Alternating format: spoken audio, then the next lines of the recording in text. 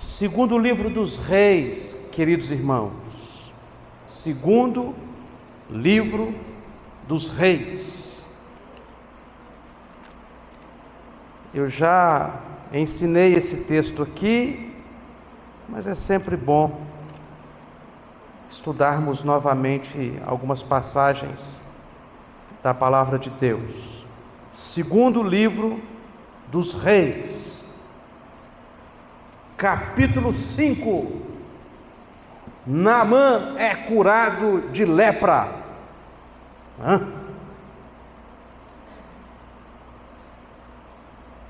Segundo livro dos Reis, capítulo 5. Naamã é curado de lepra.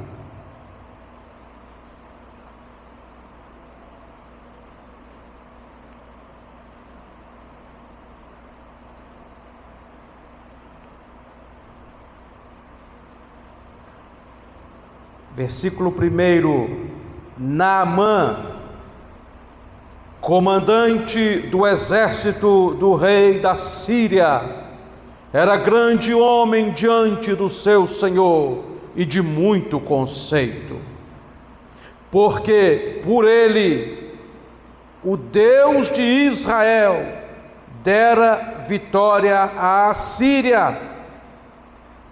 Ele era herói de guerra, porém leproso.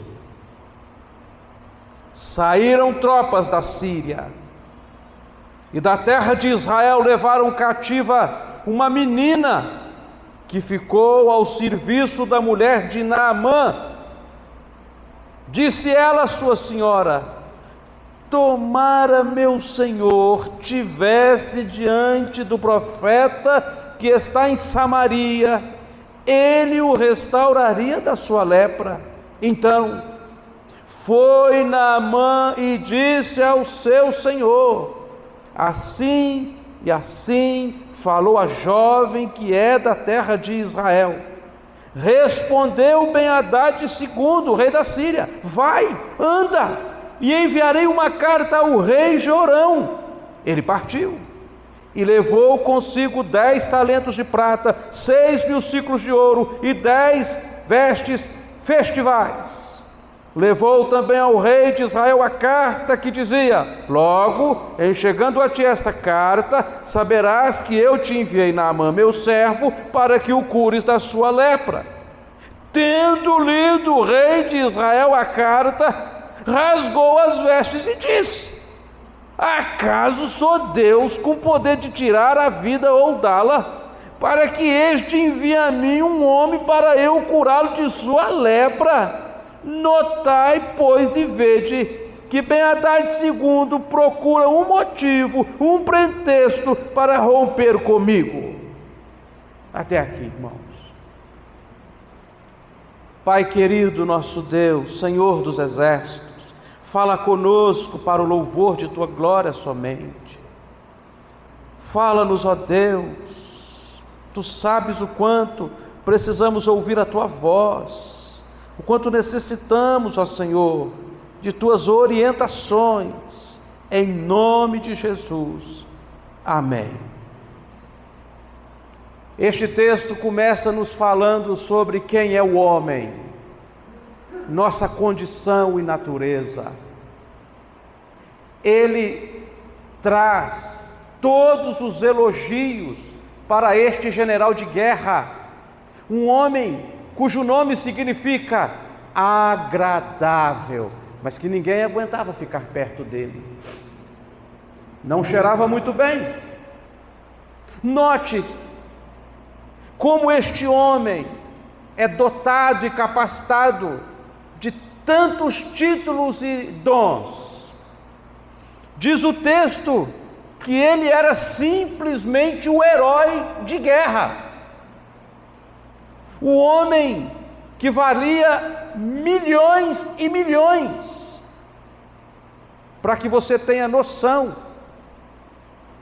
os presentes que Ben-Hadad II entregou para Naamã para que ele levasse até Israel valeriam hoje 35 milhões de reais. Imagine, que homem é esse, que faz com que o rei pare para ouvir a sua causa, dê a ele uma monta tão grande, uma pequena fortuna, com uma carta ao rei de outra nação, para que curasse o seu general de guerra. Um homem que Deus usava, diz o texto, porém leproso. Veja, irmãos, eis o homem.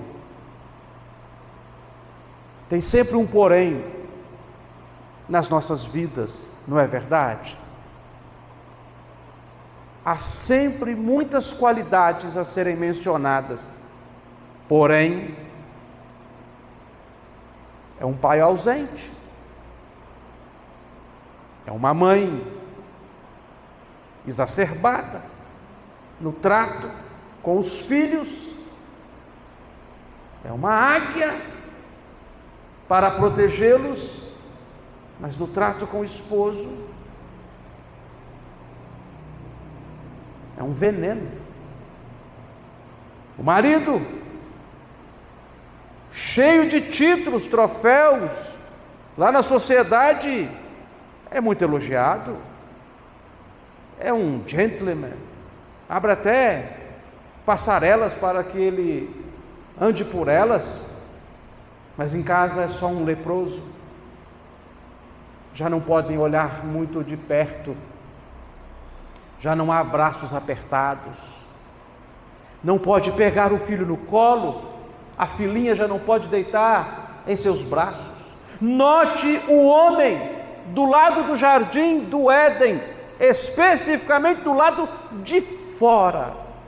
Não importa quantas qualidades tenhamos, um só porém em nossas vidas seria capaz de nos lançar eternamente no inferno. Eis o ser humano, querido, herói de guerra, campeão, guerreiro, garbo, elegante, aplaudido, mas dentro de casa. É claro que Naamã não queria ser assim, nem eu quero ter as minhas, como diz lá na roça, macacuas, as minhas esquisitices, mas temos, não se engane. Talvez você seja muito bom aos olhos dos outros, talvez você seja até maravilhoso aos olhos dos seus familiares distantes, talvez você e eu sejamos até aceitos dentro de nossa casa com as nossas esquisitices, mas aos olhos de Deus, Deus olha para nós com profundo olhar de que precisamos de uma vida transformada. É por isso que Ele move as cenas, Ele transforma os quadros, Ele reescreve os enredos, Ele permite, irmãos, que vidas que estão no fundo do poço se tornem histórias comoventes. Gente que estava perdida agora está indicando a direção. Pessoas que estavam sendo carcomidas pela angústia, pela ansiedade, pelas enfermidades da alma ou da própria carne, agora estão contando histórias de transformação. Gente que dentro de casa fedia, agora se torna um exemplo para os filhos. Nós temos aqui o texto que conta a condição do homem, a depravação humana, é isso e pronto. Mas também temos o texto que fala do poder da igreja, a igreja de Jesus Cristo, de gente que leva o evangelho a sério, de gente que não está na igreja para ver no que vai dar, mas está lá para o que deve é, de gente que está dentro da igreja não para apenas se sentir bem, mas ser usado por Deus para que outras pessoas alcancem esta alegria da salvação. Gente que não abraçou o evangelho do faz de contas, mas é gente que foi abraçada pelo evangelho do tudo posso naquele que me fortalece. Esta menina, numa daquelas guerras de fronteira, numa incursão de um destacamento sírio, capturaram uma doçura, uma bonequinha, uma princesinha na casa dela. Quando ela acordava, a comida já estava pronta. O seu pai contava as histórias antigas para ela dormir. Ela dava uma resmungadinha, os pais corriam para ver se estava tudo bem. E agora ela foi capturada, manietada e arrastada para uma terra distante para ser escrava na casa do homem que subjugava a sua nação. O que faríamos? Quem de nós não pensaríamos o seguinte: Deus me colocou na cozinha de Naamã, uau! Eu vou libertar o meu povo, eu vou envenenar este homem. Quem de nós não imaginaríamos que a mulher de Potifar não seria uma grande oportunidade de enriquecimento e de sonhos serem realizados? Porque lá no Egito, Deus havia permitido que José estivesse trabalhando na casa de alguém proeminente. E Deus tinha dado muito tempo atrás um sonho de que José seria um homem proeminente. Ele poderia pensar: chegou a minha hora, chegou a minha vez. Se eu conquistar essa mulher, eu estou muito bem. Mas essas não são as armas da igreja de Jesus Cristo, irmãos. José preferiu ir para a cadeia com Deus do que para a cama com o diabo. Essa menina, ela preferiu falar do evangelho do que destruir a vida de alguém que necessitava de salvação. Ela preferia ser instrumento de Deus do que instrumento de Satanás. Porque só existe esta igreja, queridos, o resto é tudo fantasia de crente. A única igreja que existe na face da terra é a igreja do Senhor Jesus Cristo, e esta igreja ora por seus inimigos. Esta igreja não paga o mal com o mal, mas paga o mal com o bem. Esta é a igreja que protege e cuida, e está aqui para se sacrificar, para que mais pessoas alcancem o conhecimento da verdade.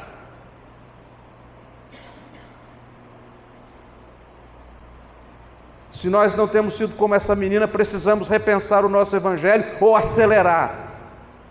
Nós precisamos falar de Jesus para as pessoas. Precisamos muito disso. Precisamos muito e urgente disso. Porque isto é o indicativo de quem somos. E de que mesmo que nos tirem do centro do nosso conforto e nos levem para onde quer que as circunstâncias nos empurrem, nada vai mudar quem somos. O homem é produto do meio, risca, porque isso não serve para o crente. O crente é luz onde ele estiver. Onde você estiver e eu estiver, pode ser uma luzinha capengando, mas nós vamos brilhar. Não vamos nos apagar. E lá estava essa doçura, este mel de gente, esta menina. Ah, queridos, quantas vezes já orei a Deus pedindo: Senhor, os muçulmanos estão matando as nossas crianças lá no Oriente Médio, os hindus estão apedrejando a nossa gente, tem muito missionário sendo subjugado pelo capitalismo e também pelo socialismo ateu. Tem muita gente nossa sofrendo, Senhor, e eu te imploro, numa oração imprecatória, eu digo: converta o coração deles, converta o coração dessa gente que nos persegue, mostre para eles, ó Deus, o quanto é bom te servir, ó Deus, transforma o coração deles, ó Pai, cada gota de sangue de um filho do Senhor que se derramar naquele chão, que sirva para eles como um batismo de sangue, salva os filhos dos muçulmanos, perturba a casa deles, ó Deus, para que eles vejam aquelas crianças seguindo o teu evangelho e fiquem impressionados com o que está acontecendo. Eu oro para que Deus mude a vida deles. Eu aprendi isso com o meu Senhor e eu preciso urgentemente lembrar o meu coração todos os dias que não importa de onde me tiraram, não importa de onde te tiraram, não importam quais os furacões que te carregam para aqui e para lá, dentro de você há uma realidade imutável. O Espírito Santo que te selou é o diferencial da nossa história, para qualquer história do mundo. E aqui está ela contando, eu conheço alguém que pode mudar a vida dele, é questão de segundo, ele vai lá. Gente, parecia uma coisa estranha, ela era para estar muito magoadinha, beicinho, muito tristinha, mas ela não deixa de falar do Evangelho, nem quando parece que não tem nada de bom acontecendo em torno dela. Ela sabe em que ela crê, ela conhece as histórias do povo de Deus, ela conhece o Deus que muda a história da nossa gente, e ela conta para ele, fala para o seu marido, uma menina de 12 anos talvez, uma jovenzinha, chega para a senhora dela e fala: se o seu esposo conhecesse o profeta que há em Israel, há muito, já teria sido curado de sua lepra. E rapidamente aquela mulher corre, pensa a esperança dela e conta: olha, meu bem, tem uma cura em Israel. E ele rapidamente imprime os olhos e sai correndo e vai até Ben-Hadad, segundo mais importante homem da Síria, o rei, e fala: uma cura em Israel. E o rei junto que pode e manda uma comitiva, e ele vai, irmãos, até onde que poderia estar essa cura, hein? Só pode estar no Albert Einstein, no Sírio-Libanês, só pode estar nos homens mais influentes de nossa sociedade, nos melhores psiquiatras. Nós temos que procurar o Itamaraty.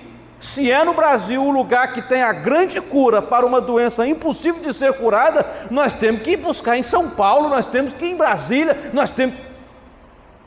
Eis o mundo. É claro, para que muitas enfermidades físicas sejam sanadas, esses especialistas, esses hospitais maravilhosos, foram deixados aqui por Deus e devemos correr até eles o quanto mais pudermos correr, embora o nosso dinheiro não nos leve até lá.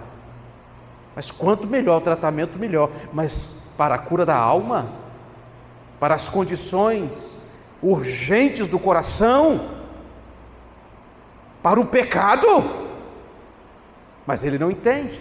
É o mundo, é assim que é o modus operandi do mundo.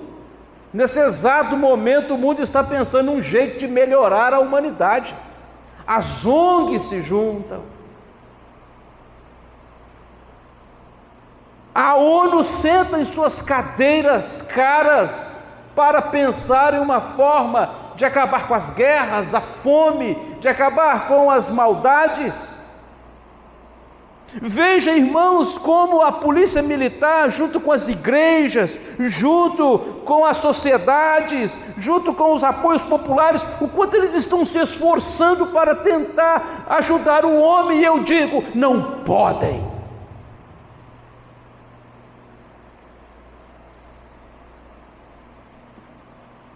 Não há ajuda para o homem no próprio mundo, nem na igreja, nem qualquer outra instituição. O mundo é impotente diante da mácula do pecado. Você sabe por que nós prendemos pessoas? Porque nós estamos dizendo, não tem jeito para elas. Se deixá-las na sociedade, elas vão prejudicar outras pessoas. Nós vamos ter que separá-las do convívio. Sabe por que os romanos e todas as culturas tinham pena de morte? Porque eles diziam: não há jeito de reparar e resolver o problema deste homem. O próprio nome problema já é para nós um problema, porque nós temos milhares e milhares de anos, irmãos, e nós não conseguimos melhorar 1 centímetro. O homem que viaja para a lua é incapaz de dar um passo para apertar a mão do outro. O homem não melhora com o tempo, nem com a idade. Ele só fica mais fraco, mas ele não fica melhor. Não há cura neste mundo para os nossos pecados. A lepra é um bom modelo, porque a lepra fazia brotar na pele uma enfermidade que ia denegrindo, que ia afetando a imagem da pessoa, ia despersonificando ela. E o pecado faz isso, nos atrapalha a refletir a imagem de Deus em nós. A lepra, irmãos, nos separava do nosso próximo, o pecado também. A lepra nos separava dentro de casa, o pecado também nos afeta em nossos relacionamentos. A lepra nos separava dos cultos, e o pecado também nos atrapalha a cultuar a Deus. O pecado, irmãos, tem sido uma fonte de esquizofrenias, de neuroses, de psicoses, que nem é um termo mais usado, de problemas da alma, que têm tido reações no corpo. E talvez, irmãos, não houvesse melhor ilustração para o que é o pecado do que a própria lepra. Não há como você fazer boas obras para resolvê-la, não há como você adestrar os seus sentimentos, não há como você tentar ser um ser humano melhor, não há como você aprender outras línguas, nem dar presentes caros para sua esposa ou para o seu marido. Não há o que você e eu possamos fazer. No final ainda, está sentindo um cheiro? Somos nós. E quando Georão pega a carta e está escrito nela: cura Naamã. Que cura Naamã, curar um leproso. Ele pega as vestes e rasga. Símbolo de máximo luto naquela cultura. É quando você está dizendo: eu não estou aguentando mais de tanta dor que faz rasgar as minhas vestes, e rasga as vestes e fala: por acaso eu sou algum Deus para curar um homem condenado à morte? O mundo precisava essa humildade.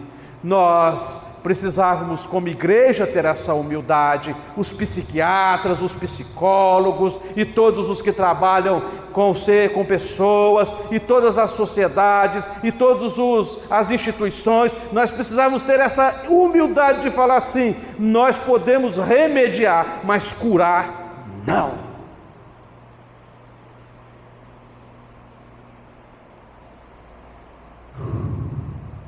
Então, assim como Jesus disse: vinde a mim todos vós que estáis cansados e sobrecarregados, e eu vos aliviarei.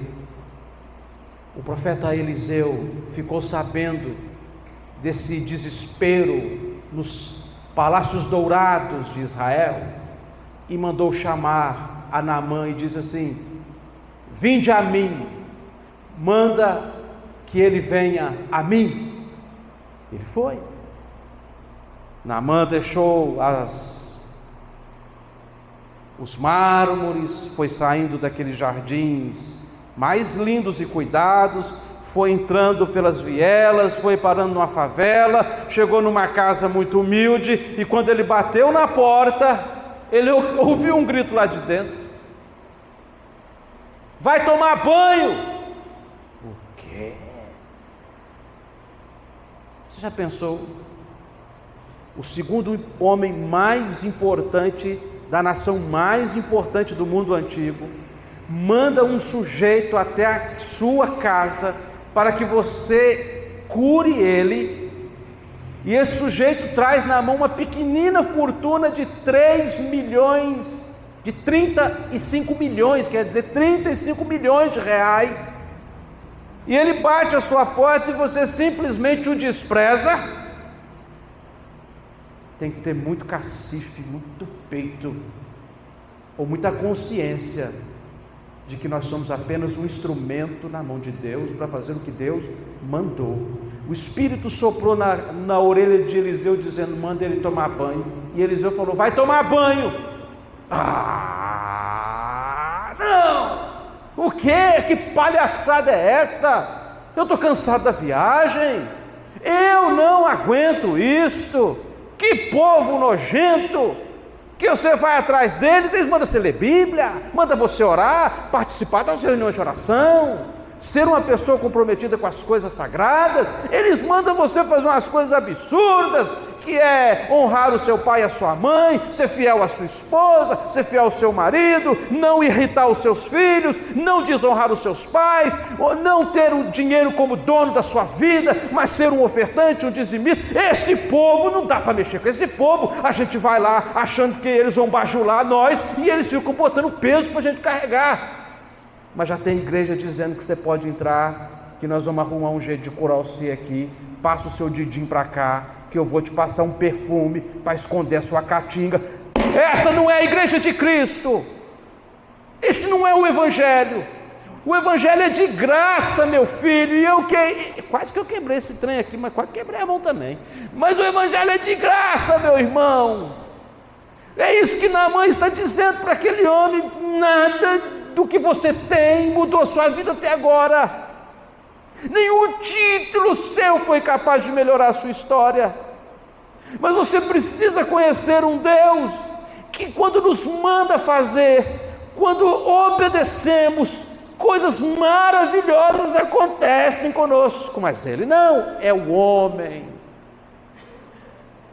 Veja o ser humano, a nudez dele está diante de nós. O sujeito está fedendo em lepra, irmãos. A mulher não pode nem chegar um palmo dele. Os meninos não podem agarrar na perna dele para brincar. Não pode deitar no colo dele. Ele anda e os seus séquitos andam a 1 quilômetro longe dele. Ele é um contaminante onde tiver. Ele é um problema. Mas ele quer chegar lá e reivindicar.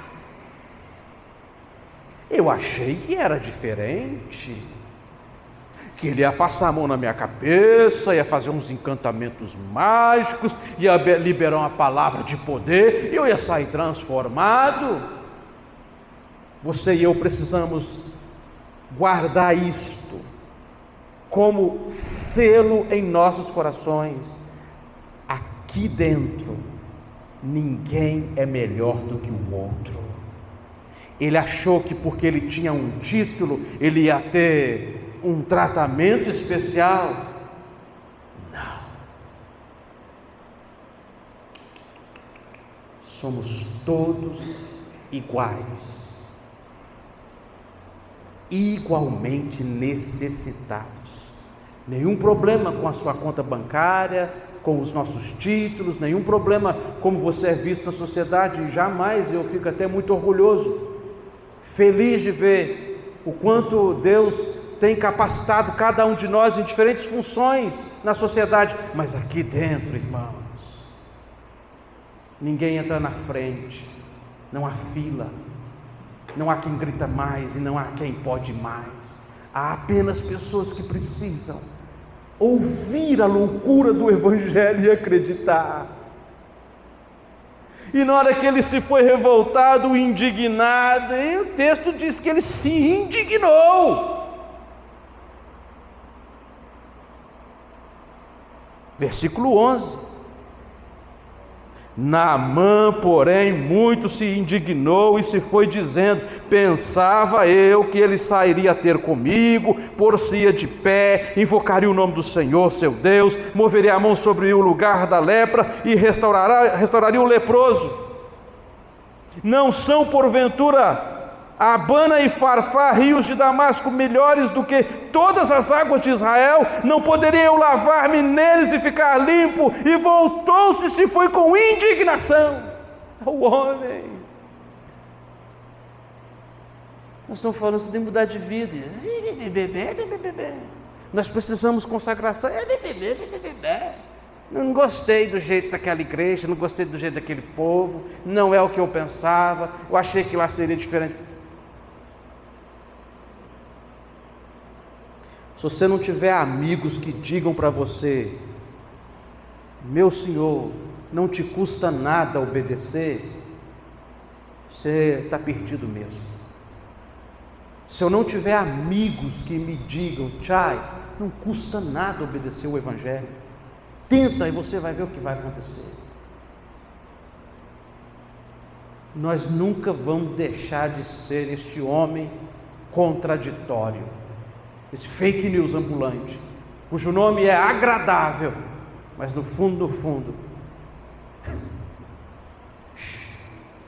aí o soldado falou: meu chefe, não faz isso, meu pai, não faz isso não, não custa nada obedecer, coisa fácil, é dar um mergulho no rio. Ele ponderou e falou: eu vou fazer. Aí você vê quanto o Evangelho humilha a gente. Você talvez tenha lido 7 pulos, e foram 7 pulos simbolizando o número perfeito. O número 7 na Bíblia é o número que aponta a perfeição de uma obra completa. Mas também o motivo é que o Evangelho humilha a gente, irmãos. Não tem como você vir para a igreja e não ser humilhado. Olha só, aquele homem chegou com um turbante, num cavalo árabe, nem sei se tinha cavalo árabe naquela época, não sei como é que essas raças chegaram, não sei, mas eu sei que o que tinha de melhor aquele homem chegou lá: um paramento, uma seda, um linho, uma vestimenta. Ele chegando. Aí está o Rio Jordão. O Rio Jordão, eu nunca fui lá, mas quem já foi e já viu as imagens sabe, é um rio de águas turvas, porque os sedimentos que vão descendo, ele vai trazendo e vai deixando o rio com água turva, água com cor barrenta. Na hora que ele pulou, o turbante já ficou para trás. Quem saiu do outro lado já mostrou a cabeleira faltando, não é cabelo não, faltando pedaço de gente. Qualquer maquiagem que ele fez já ali ficou para... Pense uma mulher maquiada num dia de casamento, pegando uma chuva até chegar na igreja. É Naamã. Agora você entendeu o que eu estou falando, né? Vai tirando todas as maquiagens. E o segundo pulo, irmão, já desembolou aquele monte de seda, já revelou um corpo, que de gente sobrou a alma que precisava muito de ajuda. Cada mergulho foi tirando as faixas que encobriam quem era aquele homem ali. No 6º mergulho, se você pensar bem, você quase vê os soldados rasos, os homens que carregavam o peso, os escravos, se tivessem, não conseguindo contemplar aquele que era glorioso, agora ser apenas uma massa de carne pulsante. O Evangelho faz isso. Se Cristo e o Evangelho não nos humilhou, a gente precisa descer no rio de novo, porque tem uma coisa muito errada aí. Esse Evangelho triunfante não tem nada a ver com toma a tua cruz e siga-me. Nós não somos um Evangelho de gente tola, nem de gente boba, nem de gente que não tem inteligência, mas nós somos um Evangelho de gente que quanto mais se aproxima da luz, mais percebe a sua indignidade, e quanto mais se lava nas águas do Espírito Santo, mais percebe o quanto precisa de se lavar. E então, irmãos, este é o Evangelho que diz: bem-aventurados humildes. Se o Evangelho não nos deixar humildes, entendendo que nós somos carne pulsante, pessoas dignas de pena e compaixão ao olhar de Deus, nós precisamos ler a Bíblia de novo. No cemitério de Carangola alguém escreveu a tinta spray: aqui termina o seu orgulho. Não, irmãos, nos iludamos, nós somos igualmente necessitados da glória de Deus, e só o Evangelho pode ir tirando as nossas roupagens, as nossas enfeites, os nossos brincos e batons, os nossos turbantes e linhos finos, e vai tirando as faixas de nossas obras, e vai revelando um homem e uma mulher carente, que precisa mergulhar em Cristo para ver a maior e mais profunda experiência que um ser humano pode passar por ela. E no 7º pulo, meus irmãos, então, diz o texto, versículo 14: desceu e mergulhou no Jordão 7 vezes, consoante a palavra do homem de Deus, e a sua carne se tornou como a carne de uma criança, e ficou limpo. Na hora que ele saiu do outro lado, e saiu um jovem, um lift, uma plástica na alma, remoçado, e o texto diz que a pele dele ficou limpinha e lisa, igual da menina que pregou o Evangelho para ele. Um homem, irmãos, que já não contava mais viver, agora quer viver cada dia mais para a glória de Deus. E ele volta na casa do profeta e diz assim: receba os meus presentes. E o profeta: olha, não vou receber, é graça, e é isso mesmo. E ele falou assim: então faz um favor, me arruma umas areias aqui de Samaria, porque quando eu for até a casa do Deus Rimon, eu vou jogar as areias assim, e eu vou prostrar em cima da areia, porque eu nunca mais me prostro diante de Deus nenhum. Eu só tenho um único Deus a partir de agora, que é o Deus de Israel. O Evangelho, irmãos, nos coloca diante desta confissão. Romanos 10:10 diz: aquele que confessar a Jesus com a boca e nele no coração, este sim será os salvos. O Evangelho coloca a gente na condição de não existir nada mais e ninguém mais importante do que Deus. O templo de Rimon devia ser algo exuberante, e não havia nenhum templo cuidadosamente construído em Samaria. Mas lá, irmãos, ele joga a areia e se prostra, e agora quando ele se prostra na areia, ele está lembrando do Deus de Israel. E aí eu fico assim: meu Deus, me perdoa, porque muitas vezes eu fiz o caminho contrário, eu trouxe terra ímpia para dentro da tua casa santa, e este homem está levando terra santa lá para o mundo. Eu fico pensando o comentário no dia que o Naamã chegou com aquelas 2 carroças de areia. Você já pensou?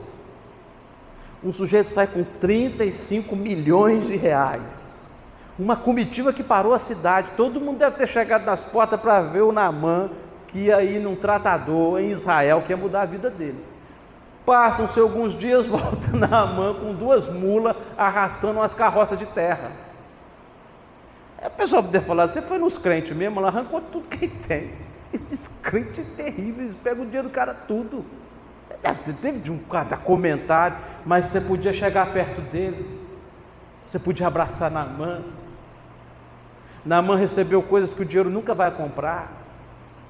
Naamã se tornou agora um herói dentro de casa. Quando a menininha viu, pai, ele já pulou e já agarrou, já rolou com ela. Estou fantasiando, não sabemos como foi, mas aquela deve ter sido a noite mais maravilhosa daquele casal.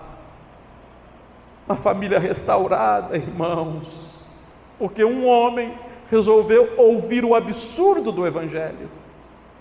E eu quero concluir com isso. Quando o Egito estava em colapso, diante de 7 anos de uma fome severa, onde estava a solução? Num menino na cadeia, José do Egito. Quando Israel estava em derrota técnica, diante de um gigante Golias, que ficou chamando por 40 dias aquele povo para uma guerra, envergonhando a nação de Israel. Onde estava a solução? Um menino que tinha uns queijos, que estava trazendo ali para os irmãos. Quando o homem mais importante de Israel, o homem mais importante da Síria, o segundo homem mais importante da Síria, estava no fundo do poço. Onde estava a solução? Na cozinha. A menina. Diante das fomes severas deste mundo, dos gigantes que querem destruir e nos envergonhar, diante dos mais profundos poços de nossas almas decadentes, devemos lembrar que o socorro está justamente onde o mundo não tem procurado. Quando o mundo sofre a sua maior convulsão, nos dias bíblicos, onde estava a solução? No menino, numa manjedoura. E hoje, onde está a solução? No Filho de Deus, à direita do Pai. O mundo tem procurado ajuda onde não há ajuda, e nós precisamos falar que a solução está em Jesus Cristo. Só Jesus pode mudar a história de um homem e fazê-lo realmente uma pessoa agradável aos olhos de Deus. Eu queria orar conosco, pedir que você fechasse os seus olhos. Senhor,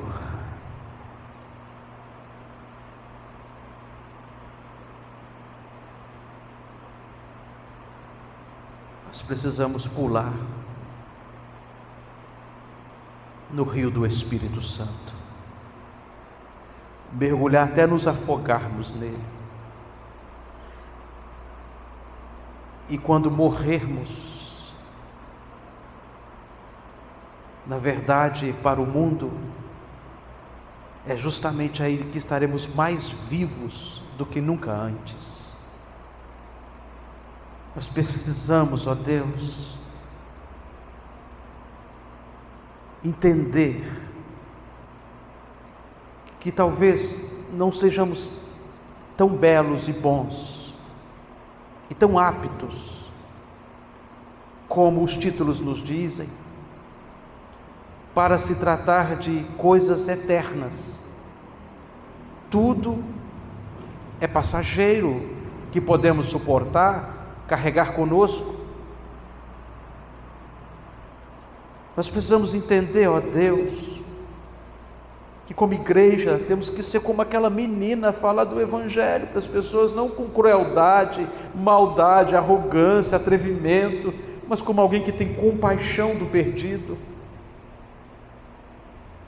Se não for para ser assim, ó Deus, o que estamos fazendo aqui, Senhor? Nós precisamos ter compaixão por aquelas pessoas que estão apodrecendo em vida. O mundo, os fármacos, os médicos, os pastores e padres, as polícias, as ONGs, a ONU, estão tudo tentando, ó Deus, e batendo cabeça, porque afinal todos igualmente precisamos de ajuda.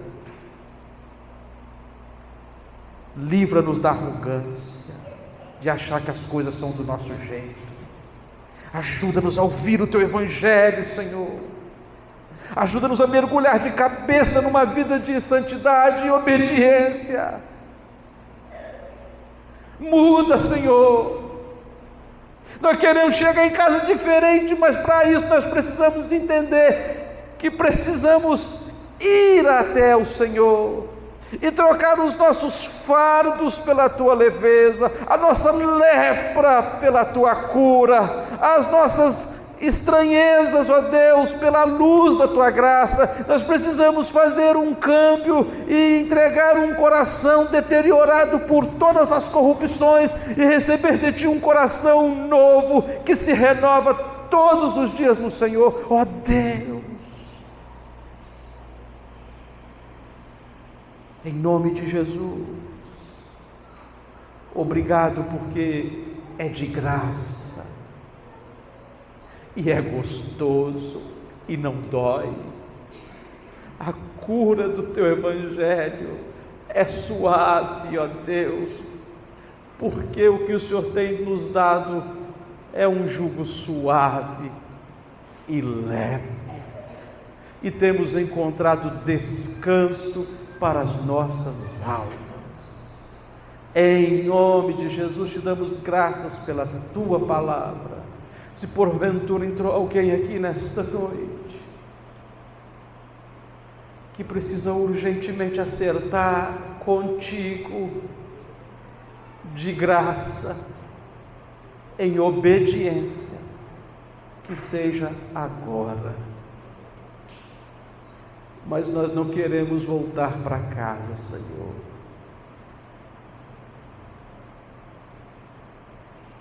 Com as nossas rugas e máculas, mas remoçados, rejuvenescidos pelo Teu perdão. Queremos começar uma nova vida contigo. E todo mundo vai saber quem és Tu, porque Tu és o nosso único Deus. Em nome de Jesus, assim oramos, humildemente. Amém.